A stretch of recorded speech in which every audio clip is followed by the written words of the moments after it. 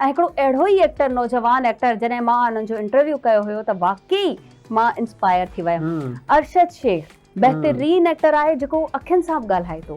अहिड़ा नौजवान जेके आहिनि जेके नापा खां पढ़ियल आहिनि, इन्हनि जा जॾहिं थिएटर ॾिसूं पिया ऐं उहे खोड़ सारा थिएटर अहिड़ा कंदा आहिनि जेके तारीख़ ते ॿधल हुजनि, उन्हनि जो कमु ॻाल्हाईंदो आहे। अहिड़नि माण्हुनि खे मौक़ो मिलणु खपे। अरशद शेख जहिड़े माण्हुनि खे, अरशद शेख खे मौक़ो मिलणु खपे त जीअं हू अॻियां अचनि ऐं फिल्मुनि ताईं वञनि, सिंधी फिल्मुनि में हू पंहिंजो किरदारु अदा कनि, पंहिंजो कमु ॾेखारनि ऐं एप्रिसिएशन हासिल कनि। इन्हनि शयुनि में बुनियादी तौर ते असांजी अकेडमी खे बि पंहिंजो किरदारु अदा करणु घुरिजे। स्कूल्स आहे, कॉलेजिस आहिनि, यूनिवर्सिटीज़ आहिनि, जीअं विच में सिंध हुकूमत इहो बि इनिशिएट कयूं त म्यूज़िक जे लाइ टीचर्स हायर कया, यानी जेके स्कूल लेवल ते ॿार पढ़ंदा उन्हनि खे बाक़ाइदा स्कूल लेवल ते म्यूज़िक सेखारियो वेंदो, उन्हनि खे जेको आहे म्यूज़िक जी ट्रेनिंग ॾिनी वेंदी। त इन तरीक़े सां हिकिड़ी इहा बि ज़रूरत आहे स्कूल कॉलेजिस लेवल ते एक्टिंग स्किल्स बि सेखारिया वञनि।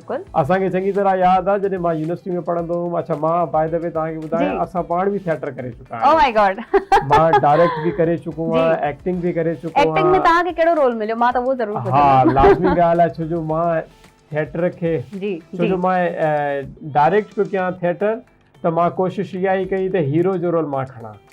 अच्छा, त लाज़मी ॻाल्हि आहे जॾहिं तव्हां डायरेक्ट कंदा आहियो त पोइ तव्हांखे हिकिड़ो एज मिली वेंदो आहे त तव्हां उन में पंहिंजो कैरेक्टर पाण फाइंड करे था सघो।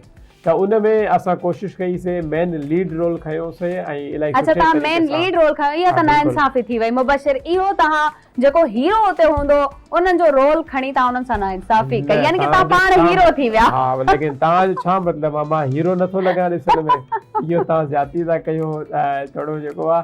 त ख़ैर थिएटर छो जो असां पाण बि कंदा रहिया आहियूं, इन करे असांजे दिलि जे वेझो बि आहे।